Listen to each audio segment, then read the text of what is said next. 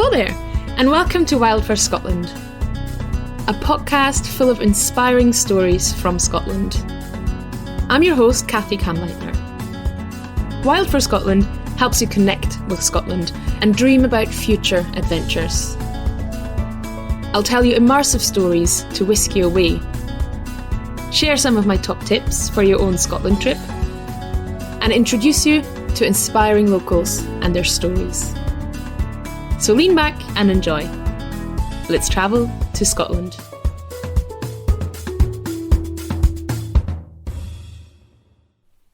Today we are continuing our journey to the Isle of Kerrera on the west coast of Scotland, and you'll get to meet the person who suggested we go there in the first place.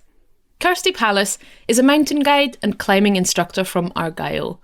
She has spent many a family days out on the Isle of Kerrera, and as an avid island bagger, I was very excited to take her up on the suggestion to explore this wee island near Oban together. If you haven't listened to last week's episode, Traces, yet, it is worth going back in order to learn a bit about the island and get a sense of what my day trip with Kirsty looked like. For now, let's get back to Kirsty though. I knew I wanted to have a mountain leader on the show, because even though I've climbed a fair share of mountains in Scotland and beyond, I love hiring a guide whenever I'm exploring a new mountain area. There's just something about the safety net they provide, but also the knowledge of local stories and landscapes that make a day out in the hills with a guide even more enjoyable. Our day with Kirsty was no exception. About halfway through our walk, we sat down at the Kerrera Tea Garden, set up our mics, and started talking about her life as a climbing instructor, her passion for the hills and islands of Argyll, and some of the issues that are dear to her heart. I really hope you enjoy our conversation. Let's hear it from Kirsty Pallas.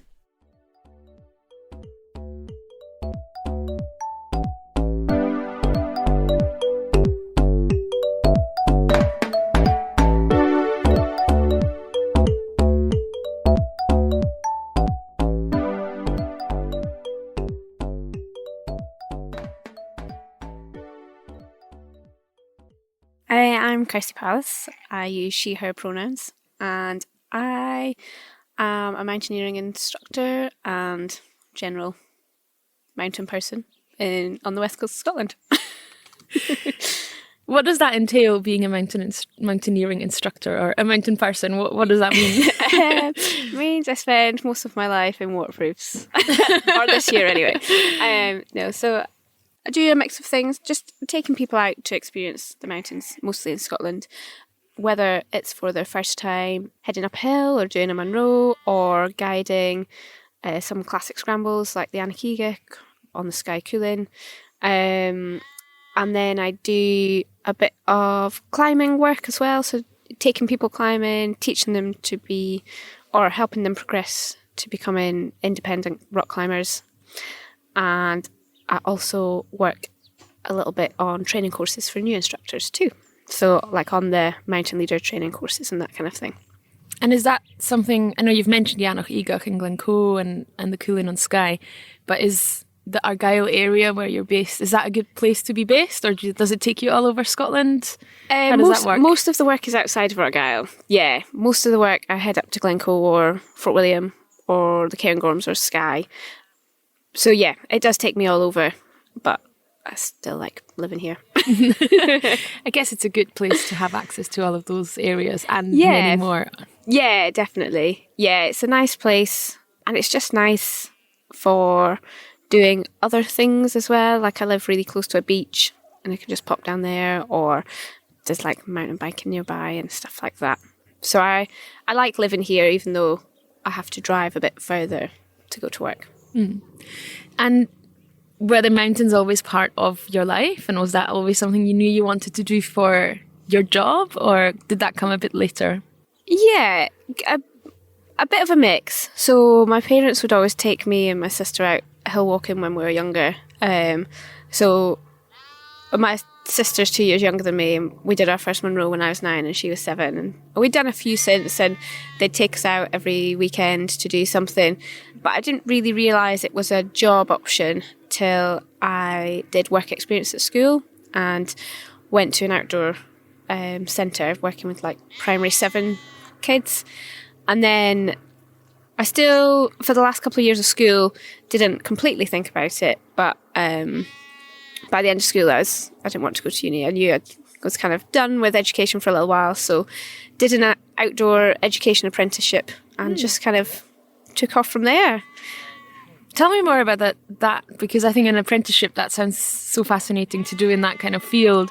And I know now, I guess, there are, in so many of the colleges around Scotland, there are more of those kind of outdoor qualification courses. Yeah. That are maybe a bit more tied to like going to school, like the traditional route maybe of further education. But yeah, the apprenticeship, how does that work? What did you learn and how did that work? So I was working for an outdoor organisation. So it was a modern apprenticeship, which meant I would go out on on sessions assisting other instructors. The organisation put me through some courses while I was there. And then I got an SVQ as well. So it's a Scottish vocational qualification. I think the equivalent to an NVQ, the Scottish equivalent to an NVQ. So there's a bit of theory-based stuff too.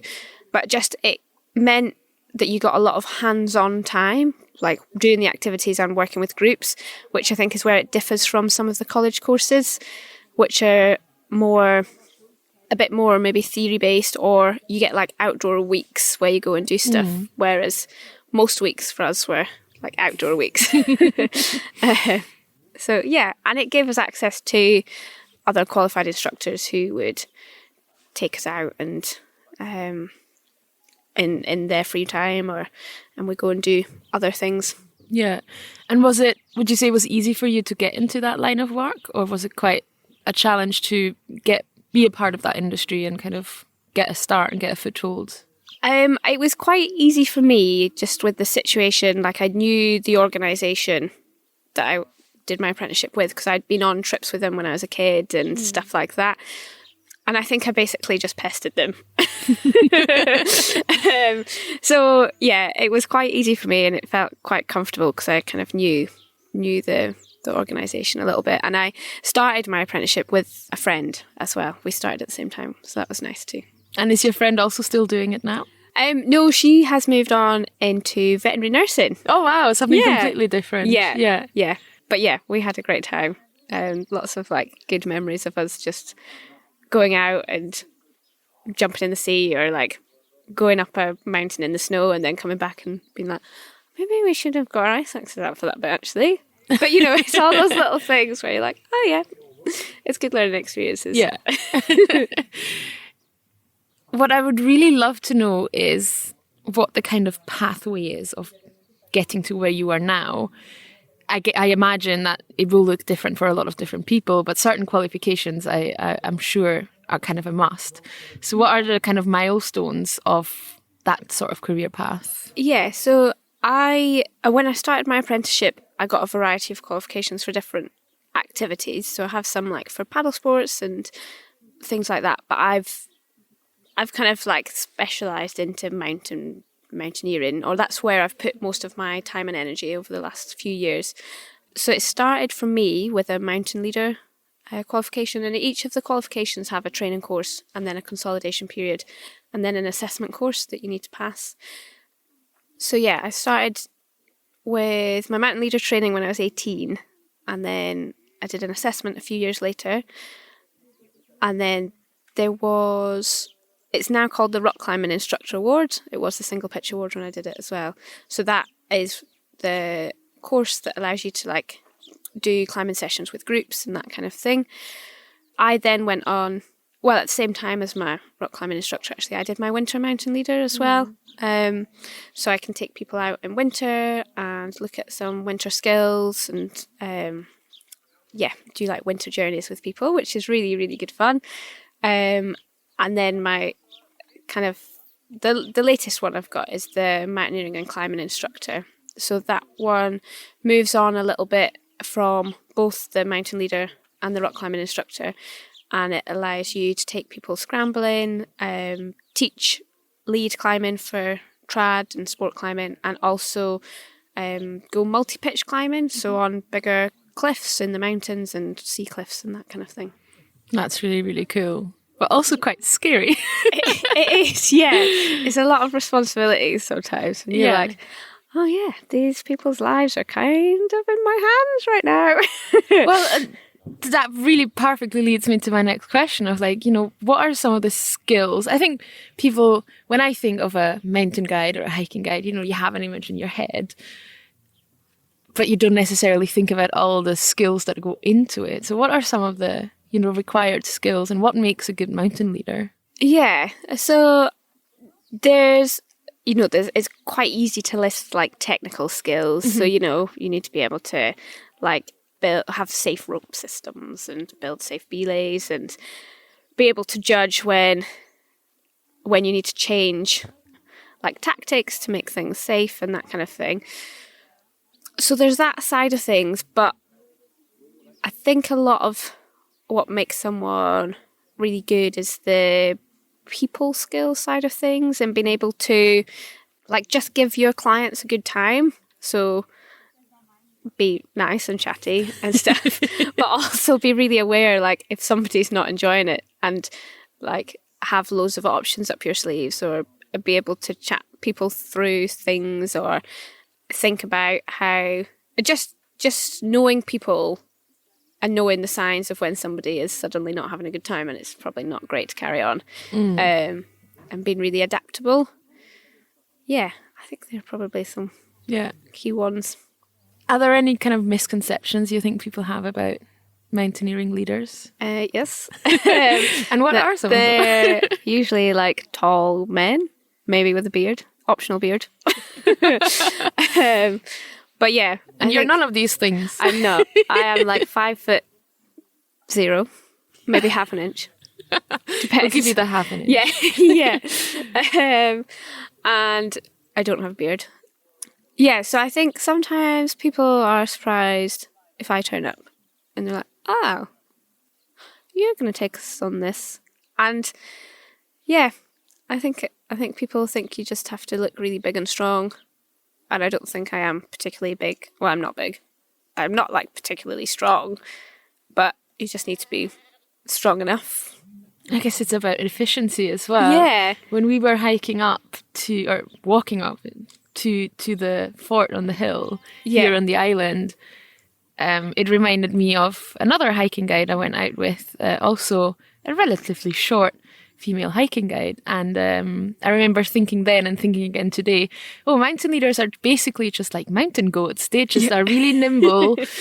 Maybe being short even helps because your centre of gravity is lower, so you can adapt better to really steep cliff sides and things like that. Just well practiced and experienced. Yeah.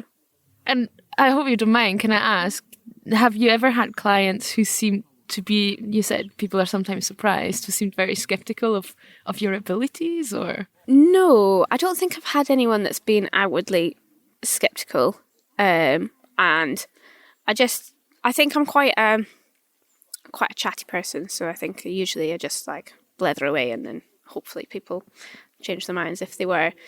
But I do find sometimes that people like are almost caring towards me, even though like they're my client. they're like, oh, you're going to be all right on that section, and I'm like, yes, thank you though, it's really nice. But I think that's the main thing. But I mean, it's not a bad thing. It's quite nice. It's not the worst thing in the world to have someone ask if you're okay. Yeah, exactly. Yeah. You've just taken us on a little tour on the Isle of Kerrera, and we are now actually going to hear a clip from our walk and some of the things we've discovered on the island. Susan, who we met, she also used to run the tea garden. Mm-hmm. And then some of my parents' neighbours ran it years and years and years ago as well. So yeah, it's had like a bit of it's always been there, and it's always been run by people who keep it with the same kind of atmosphere. It's very much like a nice community island vibe. It's not like a commercial business venture really. Yeah, it's there as a Kerrera thing really. And it brings tourists over as well, which is good. So they've had a community buyout of the schoolhouse to create a kind of community space for the island. And there's two local lads. I think when they were 8, they did a fundraising swim from the mainland to the island to raise money as part of the... Cool. Don't think it was for the buyout, but I think it was for the kind of bigger project. Yeah. But yeah, 2 wee. Like, I'm sure I'd be able to float over, but I don't think I could swim over. Yeah, well, it does seem, it's not that far on a boat, but no, swimming is... It's significant And the enough. water must be moving in and out. Well, that's the other thing. The It's such tide a runs narrow through. sound. Yeah. So they do a triathlon over here called the Craggy Island Triathlon, which starts on the mainland, and the swim is you swim over to the island, and then you pick up your bike and you cycle a lap of the island, and then you run up over the highest point. And so the mountain rescue do kind of some of the marshalling and the safety cover. So I've been there for quite a few years, just often at the top of the island, and I can look down and see the swim. And some years everyone can swim in a straightish line, and other years the tide's like barreling through, and people are getting they drift 500 meters, which they then have to swim. So the swims, it doesn't feel like a constant length. It just depends so much on the tide. Yeah, and if you're a weaker swimmer and take longer, then you get shifted more, so you have more to swim. Yeah. Triathlons are for the kind of people, but not me. Yeah, I know. I think you have to have a specific mindset to want that. Yeah. I don't. No, it's not for me. I think I'd like to come over and bike the loop, because I think it's quite fun. And it's nice going up to the highest point. But yeah, I'm not sure I could handle the swim. Now, I know another thing you are working on is something called Our Shared Outdoors. Do you want to tell our listeners a little bit more about it and the work that you do with it? Yeah. So Our Shared Outdoors is now actually a registered charitable organisation, which is very exciting. But we set up in 2020 with a view to changing the narrative about who belongs in the outdoors and who's seen as belonging in the outdoors. It started with just a few friends having conversations and reaching out to other people, mostly on Instagram, which is where everything happens, I think, and meeting new people who are interested to be involved in the work too. And so it was you who started Our Shared Outdoors, right?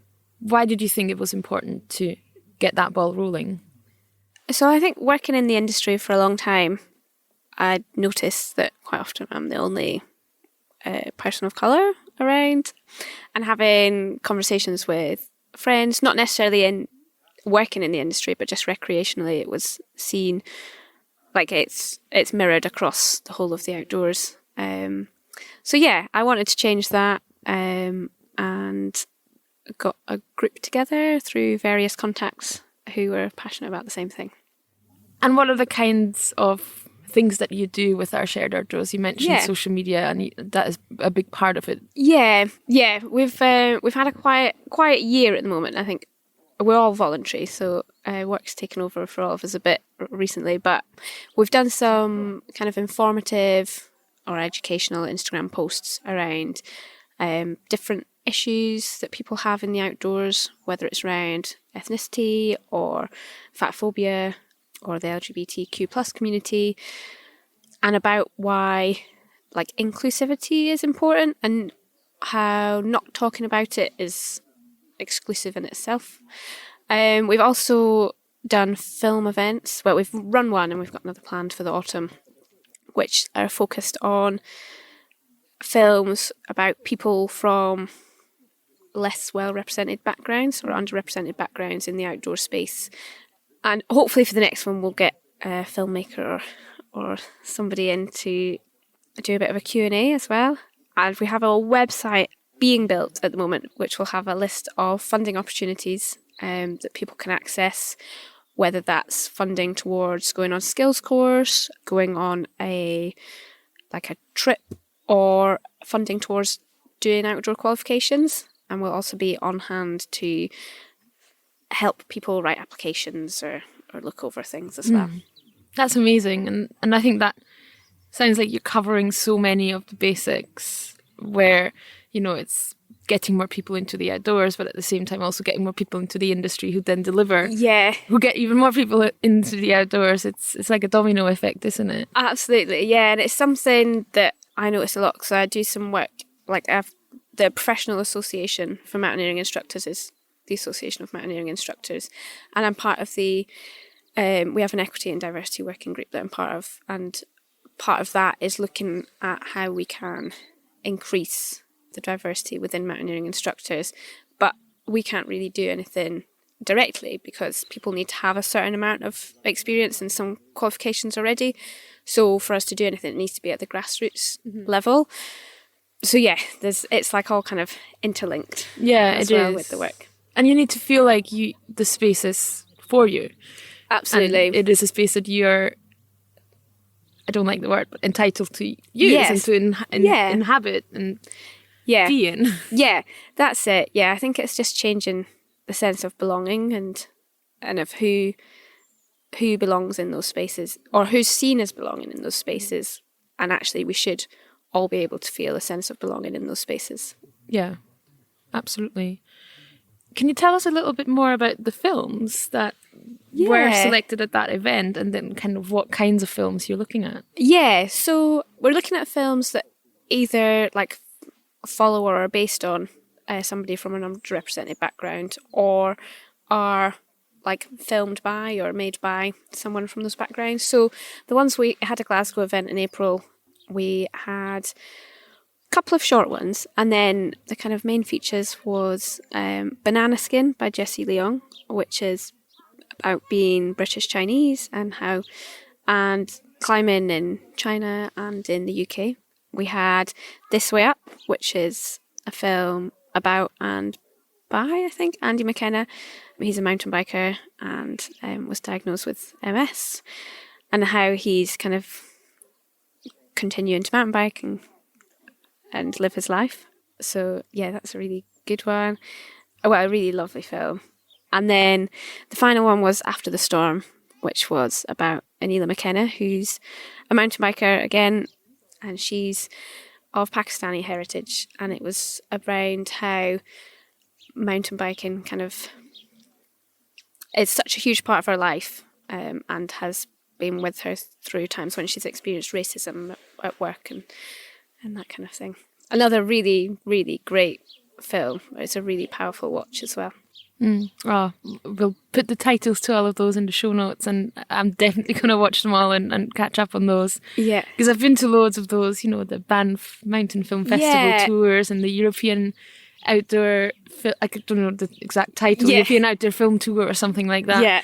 And, they're fun, but it does always feel like the majority of the films, it's the same type of protagonist. And the same style of message, and you do often get the sense of like, oh, here's just someone who does something outrageously dangerous, but it's captured on camera and luckily it all goes well, so let's watch it. I think, and that's the thing I found in myself, like certainly in the earlier days of climbing, I loved watching climbing films, but now like if it's just a climbing film, I'm a bit like, it's probably something like really hard that I'm never going to be able to do. And I think unless it's relatable to me in some way, or there's a bit of story and it's about deeper than just the climbing, then I don't really bother watching them anymore, because it's like, well, how is it any different from the last 20? Yeah. It's just someone climbing up a bit of rock. Yeah. And listening to those stories and seeing those stories and connecting with the individuals behind them, even though they focus on the individual, they do actually open up to the community, and they are hopefully getting more people into the outdoors and into these outdoor sports. Yeah, I think that's it, having the depth. Because even people who we see, your typical like middle-aged white man, who we see as like the main person in the outdoors, if you do have a story that goes more into their background, like it becomes more relatable for everyone. Yeah. So, we want to kind of focus on those stories that aren't often been shown in those mainstream tours. Yeah. And that kind of thing, yeah. And do you feel that maybe through the pandemic, or just maybe in general in the last few years, do you feel these things are changing in Scotland and in the UK as a whole? It does feel like I'm not sure if things are changing yet, because I think that's going to take a long time, but it does feel like there's a changing attitude and that people are realising that there is an imbalance into who's in the outdoors and that things do need to be changed, and it's not a case of, oh, well, like, there's no sign saying you can't come here, so, like, what can I do about it if we can't force people to come? It feels like there's less of that attitude, hopefully. It's a bit hard because I think I surround myself with people that see this from a similar viewpoint as me. But yeah, it does feel like more people are aware of the issues, and yeah, I think so.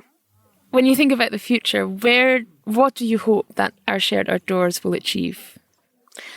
I'd like it to be a bit of a platform where people can see themselves represented and find somebody they can relate to, so that hopefully down the line everybody feels that they can be in the outdoors, or that they can see that somebody like them is in the outdoors so they can too. And yeah, not just recreationally, but ideally in the professional industry as well. And what are ways that individuals and professionals can support that work and get you there? Yeah. So there's lots of different ways, but a few are just being really supportive if you see people out and about who maybe historically you haven't seen in the outdoors. And like just checking yourself before you make a comment about anything, if you feel inclined. Think, would I want to hear something like that? And pulling up like your friends or people you're out with if someone else makes a comment that actually is maybe not that helpful. And using, if you yourself have a platform, using that to kind of lift people who are underrepresented in the outdoors, lift them up and platform them as well. And if you work in the outdoors, so something that I'm trying to do is work with more people from underrepresented backgrounds, and there's funding available, there's ways you can do this, and community groups you can work with to just introduce people and give them confidence and help upskill them, or offer opportunities to people to shadow you if you're comfortable doing that, and that kind of thing. That's the kind of work that hopefully the more people do that, the more likely it is that those people will then have the skills and the confidence to seek the qualification. And that whole... Absolutely. Yeah, it needs to be built from the bottom up. Yeah, is the thing, really. Like, we can look at it as professionals in the industry and be like, well, what can we do from here? But unless we're looking at the grassroots and the community groups and how we can work with people there, then we're never going to see a change higher up. Mm-hmm. And the other thing, I think, is not to be discouraged that you're not seeing a change yet, because these things, it's going to be years and years before we see it. People need to get experience, so it's going to take time. Yeah, absolutely. Yeah. And I think that just shows how when you do something as an individual, it can feel like, what difference is that going to make? But if many different people in organisations do that little thing and have that network of ripples created, it will eventually start in many, many different places and grow bigger and bigger and become the norm and become something that everybody sees and is aware of. Yeah, absolutely. Yeah, definitely. Yeah, and working like collaboratively is always good as well. It's great fun. It's nice to work with other people and stuff too. And reflecting on your role in all of this, it's quite interesting. You're a mountain leader, you're a mountaineering instructor, and I guess that kind of work is of course related to your day job, so to say. But it is different, right? You Yeah, are it probably is. much more active on social media with it. You're being asked to speak on podcasts, at events. Yeah. How does that feel for you? Does it feel like a departure of your job and something new and different? Yeah, it does a little bit. It feels... So I've been doing quite a lot of this over the last like 3 or 4 years, or looking at how diversity and inclusivity can be increased in different organisations as well. So initially, I guess it felt like a bit of a sidestep, and I'm mixed race as well, and I'm a woman in the outdoors, so I am a minority. And it took a while. Like I don't really consider myself as having faced many barriers. I've been very fortunate. But it took a while for me to realise that I still have a perspective on this as well. So yes, initially a bit of a sidestep and a bit of getting used to, but now it feels very much a part of my work. I think that answers the question. It does. In a roundabout way. It feels like they go hand in hand, because the fact that you do what you do, you want other people to be able to do that too. Exactly. Regardless of their backgrounds and regardless of their level of experience. Maybe at some point, it's like everybody should be able to do this. Yeah, I think if that's what it. they want. Yeah, and I think like as someone who works in the industry, like, and anyone who works in the industry, in my mind, like the reason you do it is because you're really passionate about being outdoors and you want to share that with other people. So why wouldn't you work at making it as accessible for everyone as possible? Yeah, absolutely. And it makes such a difference, It's like the walk we did and that listeners have heard about in last week's story episode. If you haven't listened to it yet, do go back and do that. It does make such a difference to go with a local guide. We didn't need you for a tricky scramble or to find the route or anything, because it was a low-level walk on a nice path. But it does add so much to hear the local stories, to hear about your past experiences on the island and in this part of the area. Hearing about animals and plants and the history of the place and the different forts and all of these things. It adds so much to the experience to go out with someone else. Yeah. And not just do it by yourself. And yeah, hopefully there's a need for many, many, many more of you. Yeah. Yes, that would be the dream. Instructors and guides who take out people and enable those kinds of experiences and make those possible.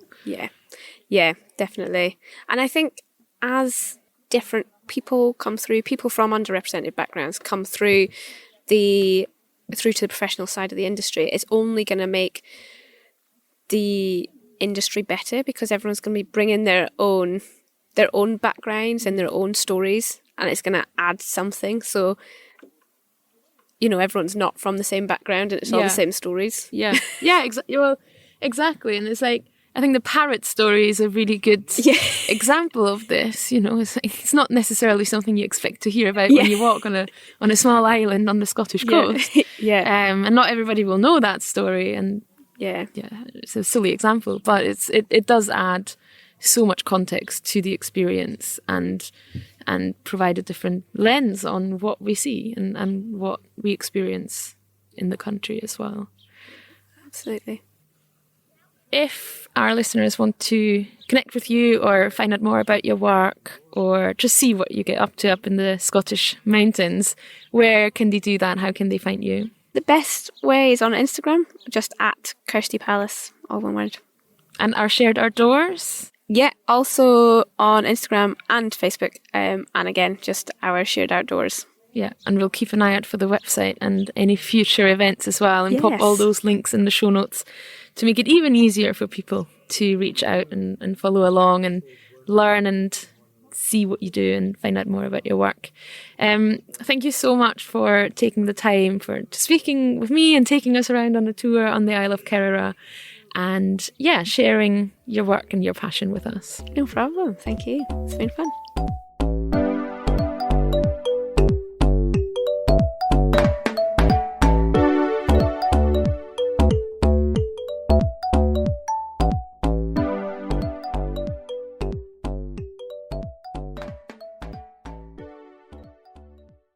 A big thanks goes out to Kirsty for taking us to Kerala and telling us a bit about her story and the work she does with our shared outdoors. You can connect with Kirsty on Instagram at Kirsty Pallas and our shared outdoors across all the different social media platforms. If you're in Glasgow, keep an eye out for any of their upcoming film events. You can find all those links in the show notes. And on the note of making the outdoors a more inclusive space, also check out another podcast on a Tremula network. It's called On the Outside and recently celebrated its first birthday. It's a show in which diverse panellists discuss news and current topics about the outdoor space. You can find it wherever you listen to podcasts. And with this, I send you off to dream about your own next guided hike in Scotland. Next week, we're back with another immersive travel story that sees us exploring a very different island on the west coast. I hope you'll tune in again. Thank you so much for listening to Wild for Scotland. Hit subscribe if you want to make sure you never miss an episode, or sign up for our newsletter to get alerts, peeks behind the scenes, and additional information about the places and topics we cover on this season. You'll find the link to sign up in the show notes. Wild for Scotland is part of the Tremula network, adventure and outdoor podcasts off the beaten path. The show is written and hosted by me, Kathi Kamleitner. Thanks to Fran Turauskis, who is the co-producer and editor and does the sound design. And to Michelle Payne, who helps with transcripts and social media. Podcast art is by Lizzie Vaughan-Knight, the Tartan Trail Burner, and all original music is composed by Bruce Wallace. Until next time, when we travel to a different place in Scotland.